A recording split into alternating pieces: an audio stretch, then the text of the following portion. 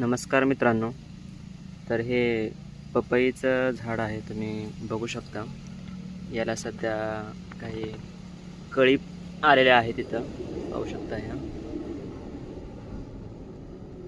आणि सध्या याची काही पानं तुम्ही बघू शकता की हे अशी सुकलेली आहेत थोडीशी. इथं पण बघू शकता. हे पान थोडं बघा पिवळं पडलेलं आहे असं. हे पण पान असं थोडं सुकल्यासारखं वाटतंय.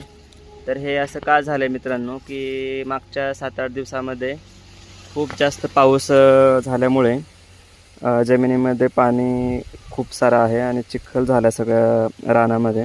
तर पाणी वाहून जायला जास्त जागा नव्हती म्हणा, किंवा जास्त पाऊस झाल्यामुळे जमीन जास्त ओली झाल्यामुळे जमिनीमध्ये जास्त पाण्याचा म्हणजे निचरा होत नाही आहे. तर त्यामुळं हे झाड असं सुकलेलं आहे पाणी जास्त झाल्यामुळे. तर पपईच्या झाडाला पाणी जास्त नसायला पाहिजे, थोड्या प्रमाणातच पाणी त्याला लागतं. जर जास्त पाऊस झाला किंवा पाणी जास्त झालं झाडाला, तर पपईच्या रोपांची अशी अवस्था होऊ शकते. तर माझ्याकडे अशी जवळपास 10 झाडं आहेत. तर त्या सगळ्या झाडांची सध्या अवस्था अशी झाली आहे.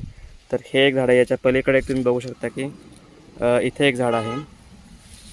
तर याची पण सेम अवस्था झालेली आहे. तुम्ही बघू शकता की शेंडा जो आहे तो प्रॉपर आहे एकदम, म्हणजे हिरवा दिसतो आहे, पानं एकदम टवटवीत दिसत आहेत. पण जर खालची पानं बघितली तर सगळ्यांनी अशी सगळ्या पानांनी अशी म्हणजे मानळ टाकल्यासारखं किंवा सुकल्यासारखं दिसत आहेत. हे पाहू शकता. इकडं बघू शकता तुम्ही. तिकडं खालची काही पानं आहेत ते तर सुकलेत, पण फुलं वगैरे लागले आहेत. तुम्ही इथं बघू शकता. इथं बघू शकता फुलं लागली आहे त्याला चांगली.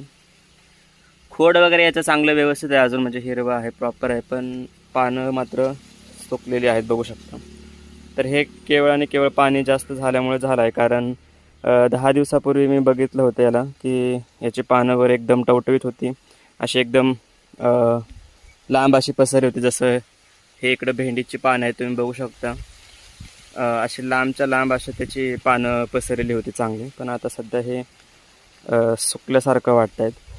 तर हे पपईचे झाडं जवळपास मी लावले होते मेच्या पहिल्या आठवड्यामध्ये मी लावले होते. आता सध्या ऑगस्टची आज 2 तारीख आहे, सॉरी सप्टेंबरची आज 2 तारीख आहे. तर जवळपास याला 4 महिने पूर्ण झाले त्या झाडाला. तुम्ही बघू शकता इकडं एवढी याची वाढ झाली. जवळपास 3 फुटापर्यंत याची वाढ झाली आहे जवळपास या झाडाची. 3 ते 4 फुटापर्यंत तुम्ही